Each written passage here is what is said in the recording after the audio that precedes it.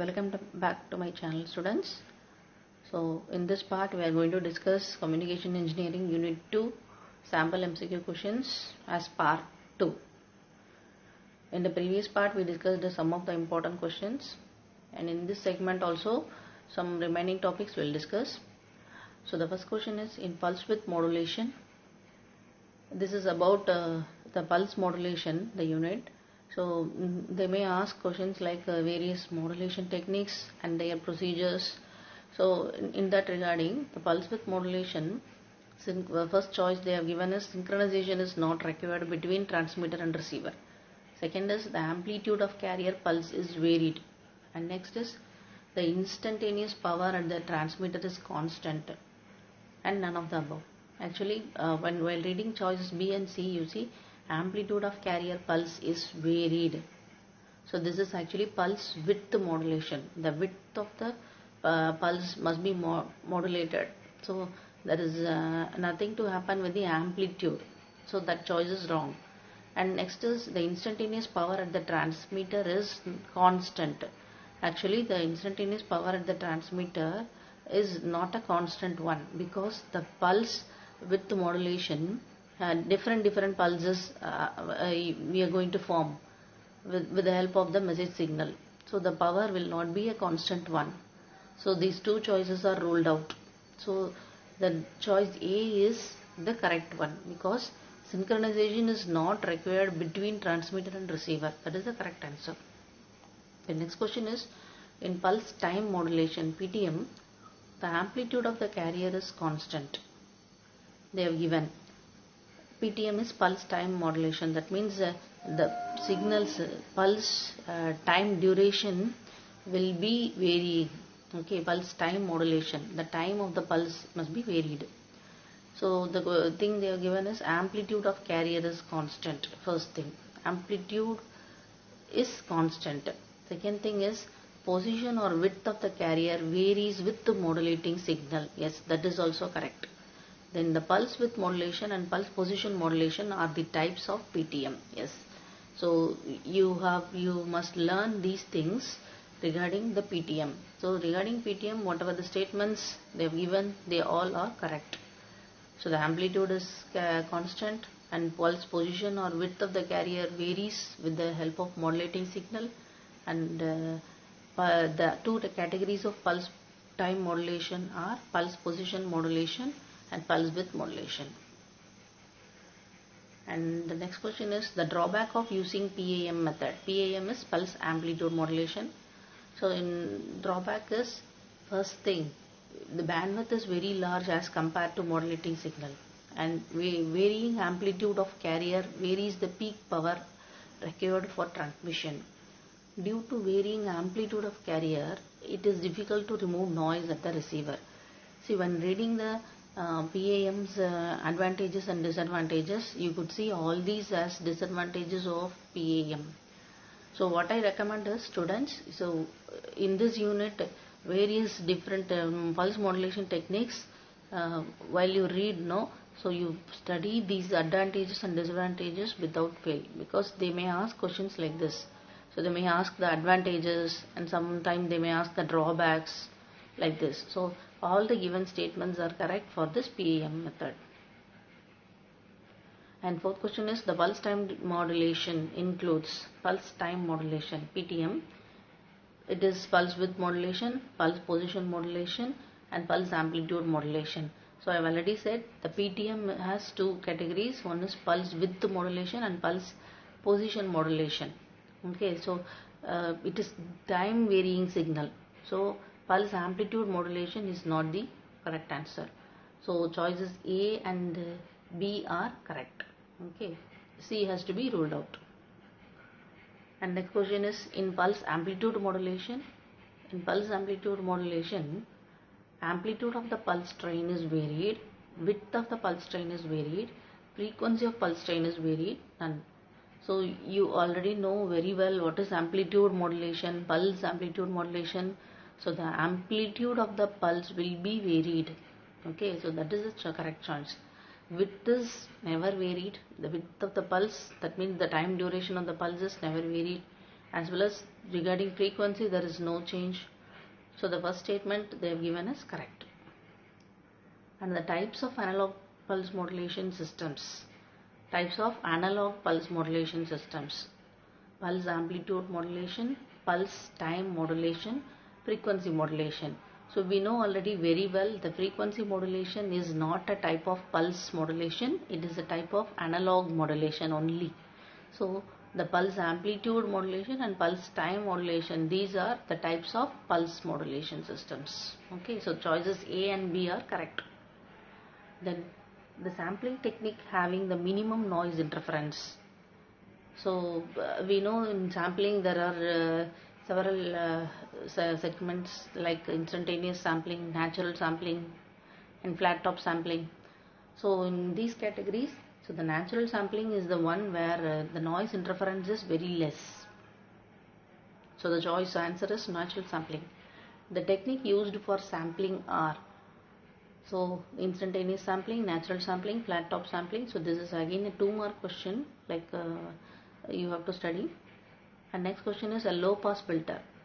So in a low pass filter passes the frequencies lower than the specified cutoff and rejects higher frequencies, is used to recover signal from sampled signal. So all the above statements are correct for a low pass filter. Okay, because in many circuits for recovering the signals from the samples, low pass filters are used. And we already know a low pass filter will reject high frequency signals and it passes only the lower frequency, that is less than the cutoff frequency. And now we'll discuss a problem, a small problem. These kind of problems you may expect in this unit.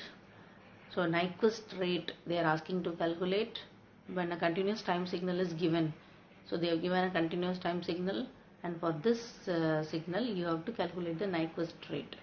So the Nyquist rate answer for this question is 300 Hz. So let us see how it comes.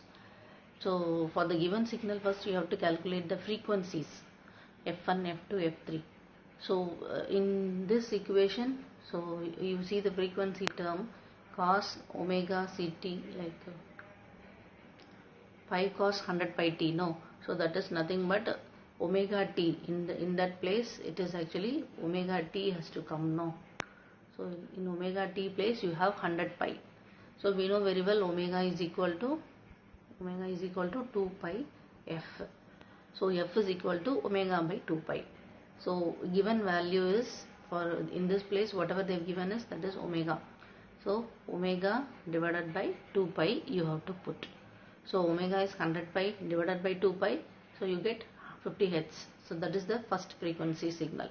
Similarly the second frequency and the third frequency components. So we are getting as f2 and f3. So very simple calculation. Simply you have to remember omega equal to 2 pi f. And the 3 frequencies you have got, and out of the 3 frequencies the highest frequency of the signal we have to choose. So the highest frequency is 150 Hz. So since f max is 150 Hz, Nyquist rate is nothing but twice the time of f max. That's it. So 2 times of f max. So 2 into 150. So you will get 300 Hz. So that is the Nyquist rate. So the answer is 300 Hz we got. And next question is, calculate the minimum sampling rate to avoid aliasing when continuous time signal is given by. So minimum sampling rate. So you must understand first what is the minimum sampling rate required. It is nothing but Nyquist rate. So the Nyquist rate is, we already saw, it is 2 times of the f max, the frequency of the given signal. See here in this signal just only one frequency component they have given. So whatever is the frequency that is available in the signal, that is f max we have to treat. So just find that frequency and multiply it with 2. So that is the condition for minimum sampling rate to avoid aliasing. So find the frequency value. So already know f is equal to omega by 2. Omega is here 400 pi. So 400 pi divided by 2 pi. So you will get as answer 200 Hz. So Nyquist rate is 2 into this frequency. So 400 Hz is the correct answer. So these kind of simple problems you may expect as a 2-mark question And next question is, a distorted signal of frequency FM is recovered from a sampled signal if the sampling frequency is. So from sampling concept, definitely you will get some problems or some kind of conditions like this. So we know very well the sampling condition they are asking. So a distorted signal is recovered from the sampled signal if the sampling frequency Fs is equal to less than 2 FM. That is, the sampling frequency must be less than 2 FM. That is the correct answer.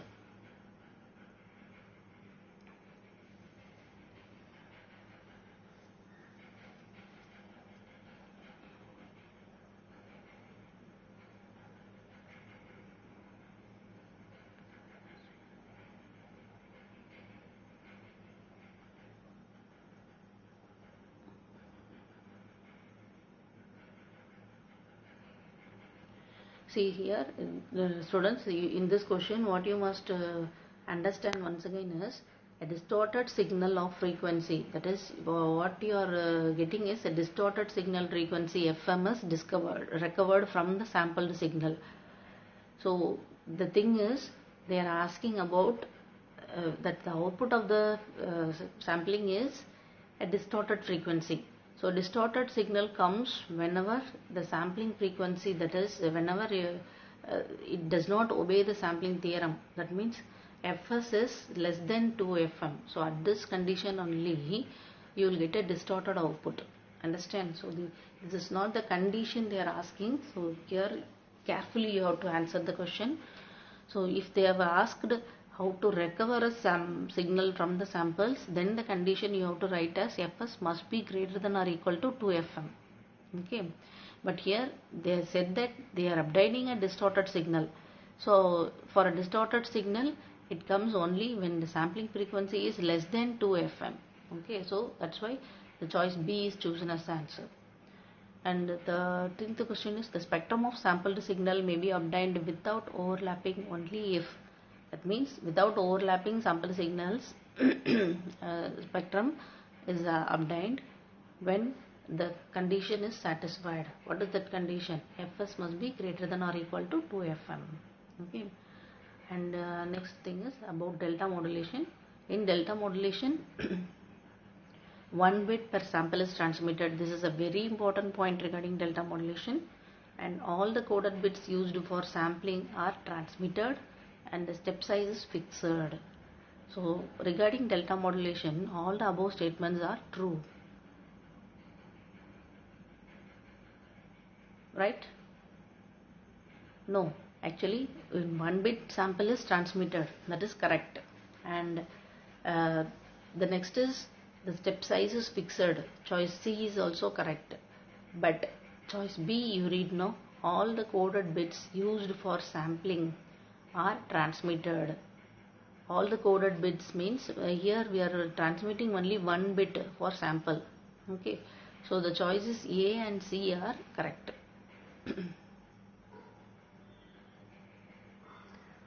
Next is, in digital transmission, the modulation technique that requires minimum bandwidth.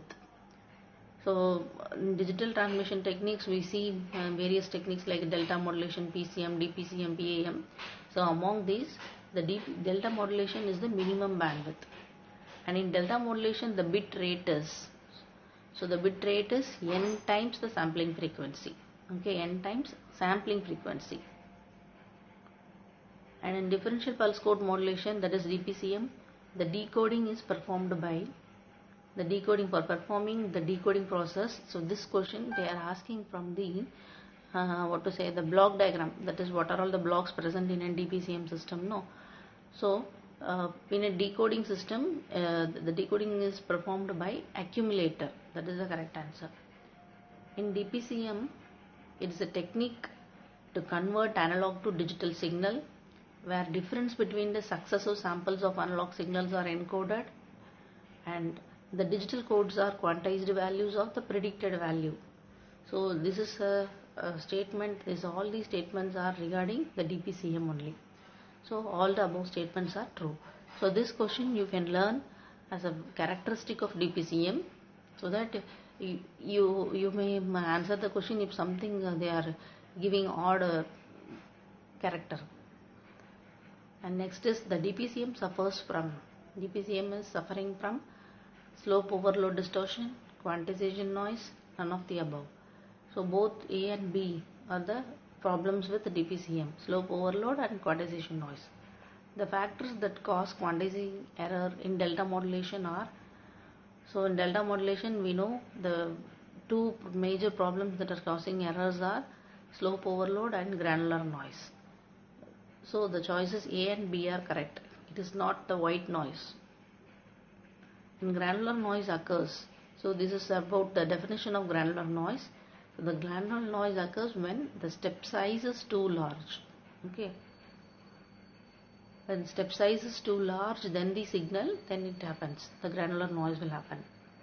And the digital modulation technique in which the step size is varied according to variation in the slope of the input is called.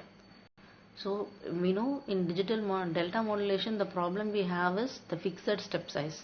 So because of the fixed step size, we got the granular and slope overload noise.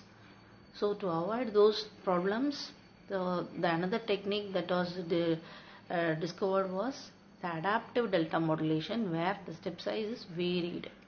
So the answer is adaptive delta modulation. And the next question is, in polar RZ format for coding, symbol 0 is represented.